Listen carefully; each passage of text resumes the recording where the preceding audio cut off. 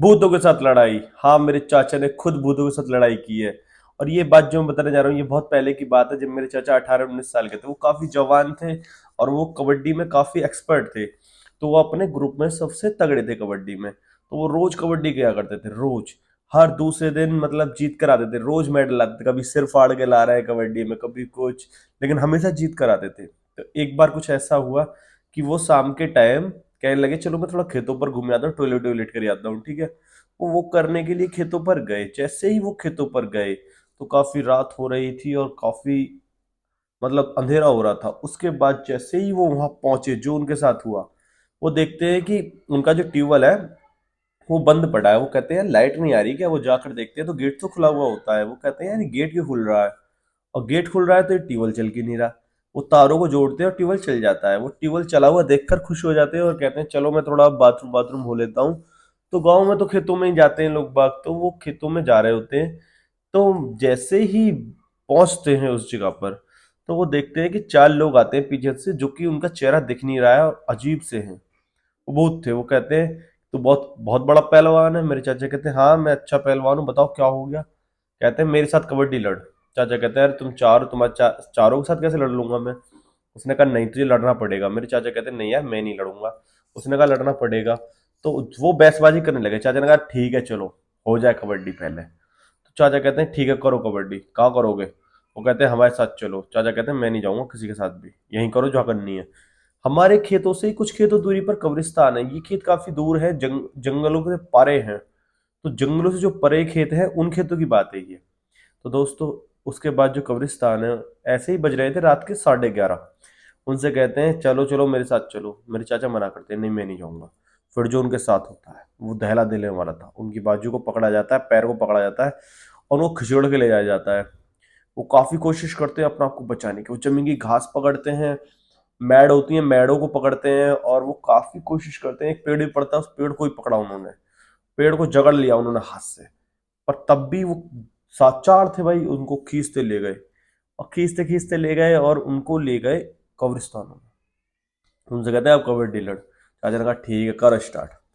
जैसे ही वो अपनी फील्ड में खड़े हुए, उसके बाद जो हुआ, चाचा गए। चाचा ने पहला पॉइंट तो उनसे ले लिया। पहला पॉइंट लेकर वापस आए तो दूसरा पॉइंट लेने की बात थी। उसने कहा कि हम आते हैं। वो आया और उसने चाचा के एक मारा और चाचा बहुत दूर गिरे और पॉइंट लेके आ गया। चाचा कहते साला ताकत दिखा रहा है। चाचा घबरा गए। चाचा की रूह जो थी वो थम चुकी थी और चाचा काफी ज्यादा डर चुके थे। चाचा की चाचा की एक एक रोंगटा खड़ा हो चुका था ये चीज को देखते हुए कि वो सामने वाला इतना ताकतवर क्यों है। चाचा ने कहा चलो ठीक है मैं आ रहा हूँ। चाचा जैसे ही उसके राउंड में गए, जो चाचा के साथ हुआ, चाचा पॉइंट लेने गए तो उन्होंने उस चाचा के हाथ को पकड़ लिया और चाचा खूब छुटाए और वो छोड़े रहा और वो चाचा को मारने लग गए। चाचा कहते हैं अरे अरे, चाचा को जमीन पर गिर लिया और चाचा को खिसड़ रहे पीछे। चाचा आगो खिसड़ रहे, चाचा के यहाँ छिल गया, यहाँ छिल गया, कोनी वोनी सब छिल गई। थोड़ी देर बाद जब चाचा ने महसूस करा कि इनको हराना नामुमकिन है, चाचा ने कहा करूं तो करूं क्या। फिर उन्होंने उन्होंने बदतमीजी शुरू कर दी चाचा के साथ। मेरे चाचा अकेले, जो कि वहाँ खेत में रात में अंधेर उजियाली रात थी, जिसको बोलते हैं पूर्णिमा की रात, ऐसी इस टाइप की रात थी। तो मेरे चाचा काफी डरे हुए भी थे। और जब वो डरे हुए थे तो, और वो 4 लोग, उन्होंने काले कपड़े पहने हुए, काला लिबास, काले शब्द और काला चेहरा। उनका चेहरा काफी डरावना था। वो बताते हैं कि इतना डरावना मैंने अपनी जिंदगी में कुछ नहीं देखा जितना डरावना उनका चेहरा था। जब उन्होंने वो चेहरा देखा तो उनकी भी रूह कांप गई थी कि ऐसे भी लोग होते हैं। वो समझ तो चुके थे कि कब्रिस्तान है तो कुछ तो वारदात है, पर उन्होंने ध्यान नहीं दिया। उसके बाद जो हुआ, चाचा काफी ज्यादा पिट चुके थे। अब भाई भूतों से कौन जीते। चाचा उनको मारा करते तो वो उनके असर ही नहीं हुआ करता। वो चाचा को मारते, चाचा के खून निकले आया करते। वो हंस रहे थे, चाचा जमीन पर पड़े थे। जैसे ही मेरे चाचा जमीन पर पड़े थे वो हंस रहे थे। चाचा ने क्या करा, चाचा ने भागने की कोशिश करी। वो थोड़ी दूर तक भागे, थोड़ी दूर तक भागे। वो भागते भागते भाई उनको देखा कि वो सामने फिर से खड़े हैं। वो कहते हैं अरे ये तो सारे पीछे थे, ये आगे कैसे आ गए। वो उनके आगे आगे खड़े हुए थे और उसके बाद जो हुआ, मेरे चाचा पूरी तरह से दहल चुके थे, डर चुके थे। चाचा ने कहा यार ये हो क्या रहा है, मैं करूं तो करूं क्या। मेरी रूह कांप गई है और मैं मेरे को, चाचा को ऐसा फील हुआ कि चाचा आप मर जाएंगे। चाचा को कोई नहीं बचा सकता। फिर जो चाचा के साथ हुआ, चाचा इत्तेफाक से चाचा का हाथ गया पैंट की तरफ, और वो उनको याद आया कि उस जमाने में गांव के लोग वहाँ खेतों पर जाते समय चक्कू रखते थे। उनका पीतल का चक्कू था, मतलब उसका आगे का हिस्सा तो लोहे का था, पीछे का हिस्सा पीतल का था। उन्होंने उसको जेब से निकाला और वो कहते अब आ जाओ। उन्होंने जैसे ही चाकू उसकी तरफ घुमाया, भूत की तरफ, दोस्तों आप यकीन नहीं करोगे जो हुआ। वो उल्टा गिर गया भूत जो था। वो कहता है नहीं नहीं नहीं नहीं नहीं। चाचा कहता है अब आना। फिर दूसरा भागा भागा आता है, वो कहता है आप बता क्या हुआ। चाचा उसकी तरफ भी चाकू घुमाते हैं, वो भी गिर जाता है। ऐसे करके चाचा उसको डरा देते हैं दोनों को। और जो बचे दो थे वो दूर खड़े थे। वो दूर से ही समझ गए कि यहाँ चाकू का वारदात। चाचा कहते तुम भी आ जाओ। वो कहते हैं नहीं, हम नहीं आ रहे।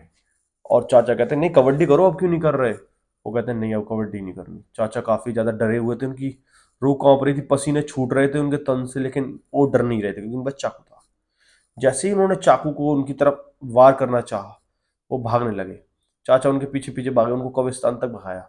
कब्रिस्तान जैसे ही वो पहुंचे, कब्रिस्तान में कुछ पेड़ है, वो उनके पीछे छुप गए। और चाचा उनके पीछे की तरफ गए पेड़ की तरफ, तो वो वहां थे नहीं, मतलब वो अंदरूनी गायब हो गए। और ऐसे करके चाचा गिरते गिरते फिर अपने घर पहुंचे। उन्होंने ये सारी दास्तां सुनाई अपनी, और एक एक लफ्ज बहुत डिटेल में सुनाया। मैं काफी छोटा था, मैं 3-4 साल का था जब, मुझे इतना याद नहीं था। तो मैंने ये स्टोरी दोबारा से पूछी चाचा से, ये कल ही पूछी है, तो मैंने कहा इसको एक्सप्लेन करना जरूरी है, बताना जरूरी है कि आप भी कभी खेत, अगर गांव से हो किसी खेत में जा रही हो, चाकू वगैरह जरूर प्रिपेयर करके जाए, अपने साथ लेकर जाए। और हो सके तो हमेशा सेफ रहे, और माचिस भी लेके जा सकते हो इन बुरी बलाओं से बचने के लिए। कुछ भी कर सकती है और कुछ भी बिगाड़ सकती हैं।